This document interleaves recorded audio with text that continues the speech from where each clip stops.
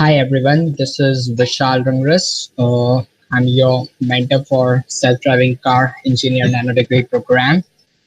This is our first webinar, which is the orientation webinar for term one. We were supposed to have this webinar within the first 3 days of our cohort start, but many of the students were not available, so we had to postpone it, and today we are finally doing it.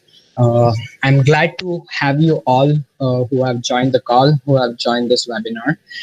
So I'll go through certain slides, and we'll discuss what this orientation webinar is all about. And at the end of the slide, there will be a Q&A section where you can ask me your questions either through the Hangout call, through Hangout chat, or maybe if you are live on YouTube, then you can, send me your messages in the YouTube itself. So moving forward, about myself, I'm Vishal Rungras. I currently work as a software engineer with one of the IT firms in India. And my current role is about enterprise applications, and basically it's more of the Java ecosystem, the Spring, microservices, scalable architecture. But since last 2.5 years, I have started working with machine learning, with deep learning, with computer vision. Some of our projects does include data science. Since I was inclined in this field, I took Udacity's self-driving car nanodegree first version. So that was, I guess, 2 years back. And last year, March 2018, I completed my nanodegree. My area of interest are moving forward robotics, cognitive science, research, deep learning, computer vision. But right now, I'm not there yet. My complete profile is not into all these fields. It's as of now, my active profile is in enterprise applications, but I'm trying to make my way towards that. I have done my bachelor's in power electronics, where we used to learn about industrial automation, control system, motors and drives, and stuff. So that stuff, is like electronics and embedded electronics and that part. Then I moved my self into the software engineering, mostly into the application development, and now bridging those two different fields into one. Moving forward, robotics is the field which would connect dots for me. So that's what I'm looking for. So yeah, that's about me. Now let's talk about the program. We have two terms for this version 2 of the nano degree. So I believe we have someone on the call. I could hear some noise. So guys, do you want to say something? Would you like to talk? Would you like to say something?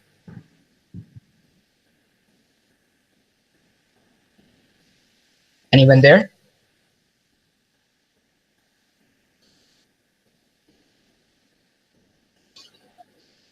Okay, so I'll move forward.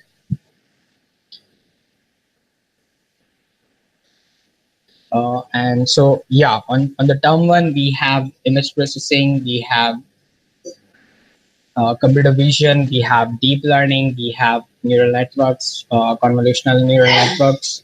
We'll also be learning about behavioral cloning, transfer learning, and sensor fusion.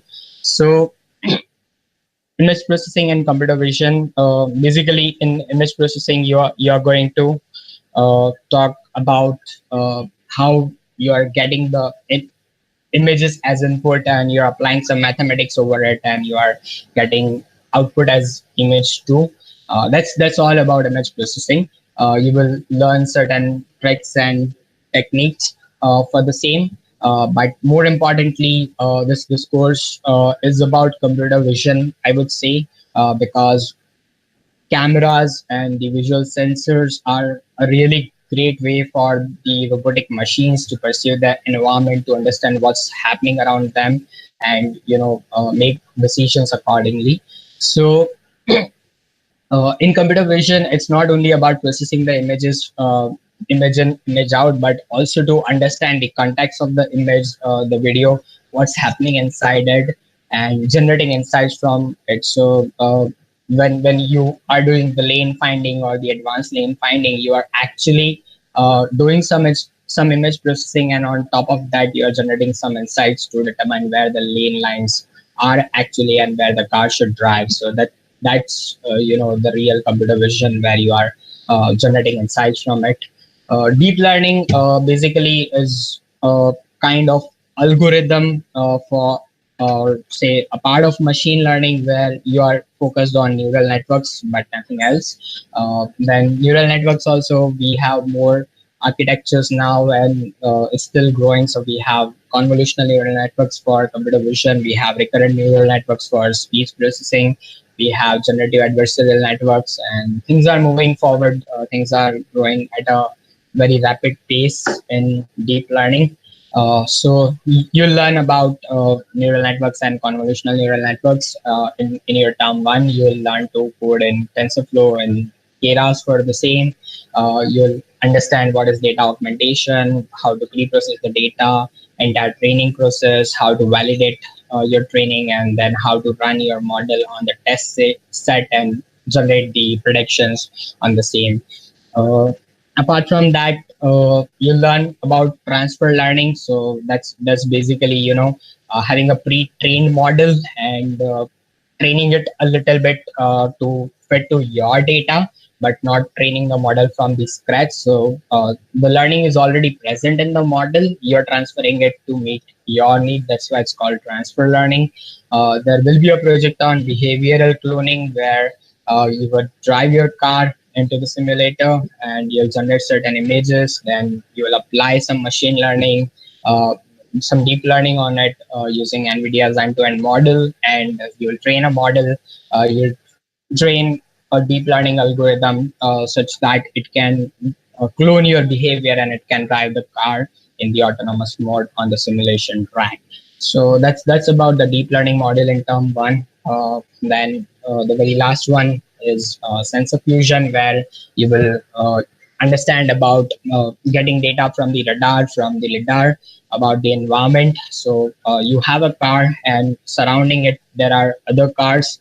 Say on the driveway you're driving, and there are more vehicles, there are pedestrians, there are other things, other objects surrounding you, and you get information of this objects and these cars and other human beings through radar and lidar. And now, since this two are the different sensors, but they will help us perceive the environment surrounding us. So there are mathematics to fuse this data, to combine this data. So for that you will learn about extended Kalman filter. There is also unscented Kalman filter, which will be part of your additional resource, which you can refer to. In version 1 of this nano degree, that was also a mandatory part, but now it's optional. But extended Kalman filter is going to be the mandatory part, and it's a really good way to understand about how the sensor data has been processed and how we can generate insights from the same to make some decision. And so that's all about sensor fusion. Again, in term 2, you'll learn more about filters. So in term 1, you learned about Kalman filters, and term 2, you are going to learn about particle filters and localization. There will be trajectory generation, search. You had to search using the heuristic algorithms. Like, for example, you want to park your vehicle in a parking lot. You want to search the available space where you should park it. So that's kind of the search algorithm available for that. Then behavioral planning and prediction is all about how do you plan your journey from point A to point B, how you navigate on a road full of other vehicles, so that you're able to maintain your optimum speed your optimum route without getting affected by your environment. So that's all about prediction and behavior planning. Trajectory generation is all about generating the waypoints through all the things which we did so far. Like we got the data from the sensor fusion, we got the data from the particle filters, we applied certain algorithms to predict path and all. Now based on all this, we want to generate certain trajectory which our cars should follow. So that's what we are going to learn. And once the cars start following that trajectory, it might be possible that the predicted trajectory and the real path where the car is going, they might have some difference. So to compensate for that difference, we have a PID controller. Earlier we also used to have MPC controller, which is model predictive control. That would be part of optional stuff. Then you'll learn about autonomous vehicle architecture. You'll learn about robot operating system.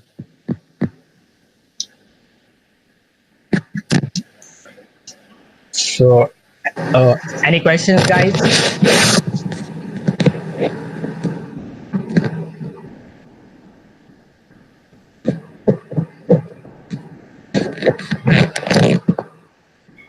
Okay, so next, let's talk about what are the things which are included in this mentorship service. So the very first thing is Slack communication. This new model of Udacity is about Slack mentorship, where we have a session channel created for us, where you have all your classmates from the same session, and you have me, your mentor, over there in that channel. We can do group discussions over there. You can reach me on a personal basis through direct messages as well. We can do resource sharing, so some good links, some good tutorials, some research paper, anything you come across which you would like to share with your team members, with me. Would you like to discuss something? Then those things we can do through our Slack channel, through our direct messaging as well. And we have peer-to-peer communication as well, so you guys can also collaborate with each other, have fruitful technical discussions, and progress together. So that's all about the Slack communication. We will have live webinars every week. Recording of those webinars will be available after the webinar, but they are live, so you can attend those. We will try to come up for a time slot where it is suitable for everyone to attend it. We'll also have one-to-one virtual call every week. So today I have sent a Calendly link in our channel. So you can use that link to configure one-to-one call with me. And then we can connect through the Slack call itself. And in that call, we will discuss your work progress so far, what are the challenges, some technical discussion, and what should be the target for next week. So that's what we are going to do. Then we will have once a week AMS session. AMS stands for Ask Me Anything. So in that session, we all will be live and through Slack chat in the session. You can ask me the questions. I'll be answering those questions during that time. This can be administrative discussion. This can be technical discussion.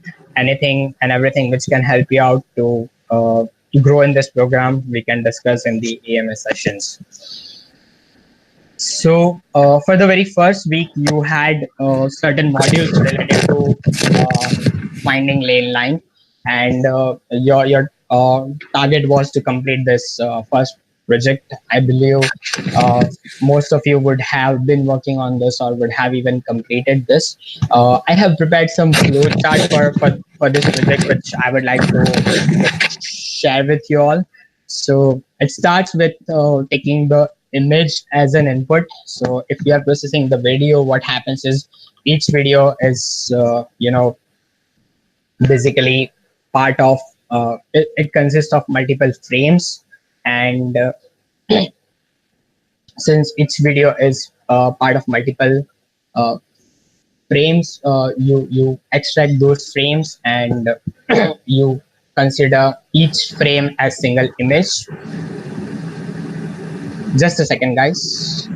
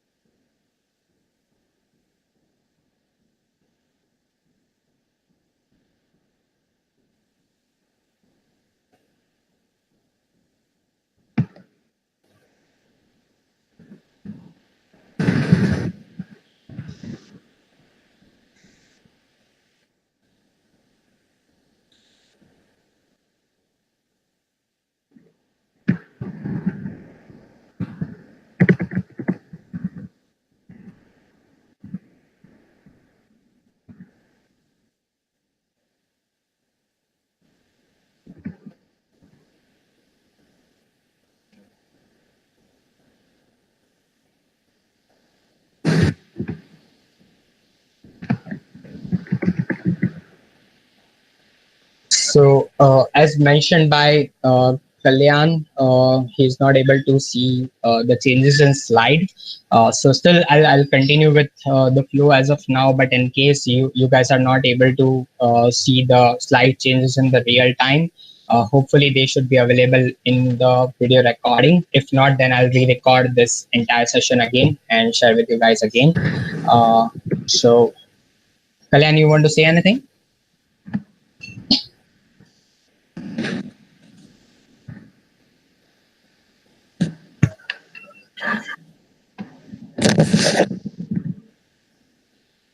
Okay, so moving forward, we take image as an input, and then we apply some kind of transformation on it.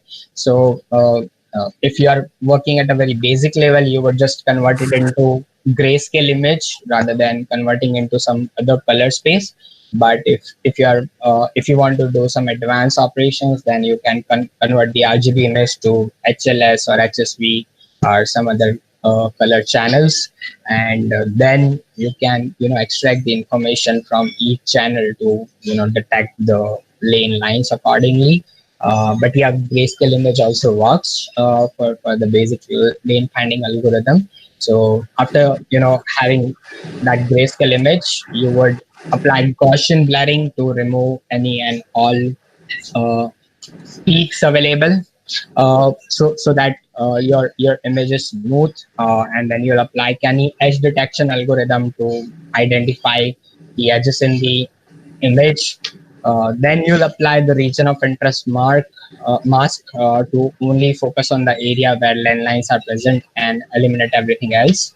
Uh, After that, you will apply the hub transformation to get the information on lines. So basically, we get the gradients through canny edge detection in XY coordinates.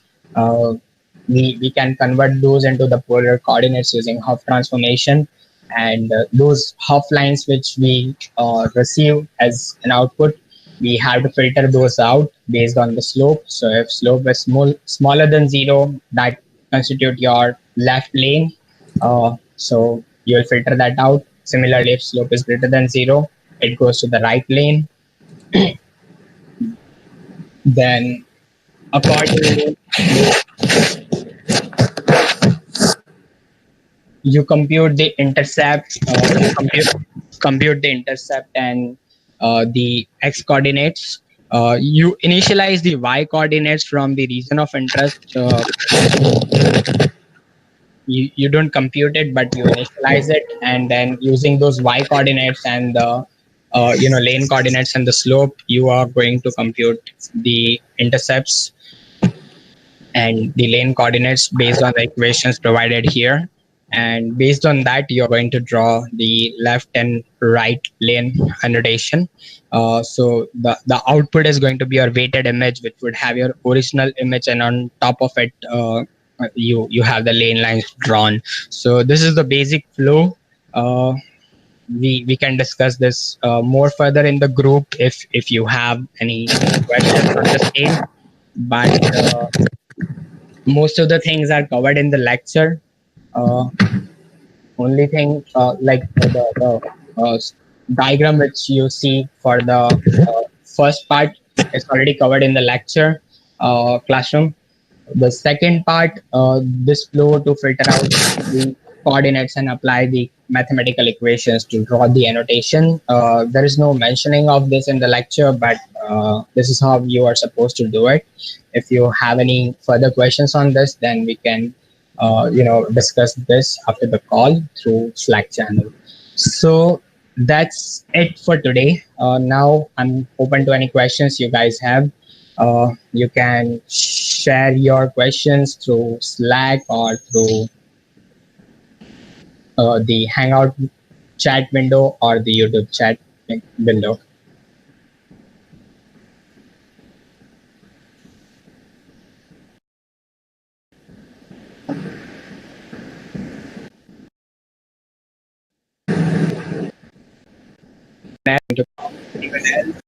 And have a good day.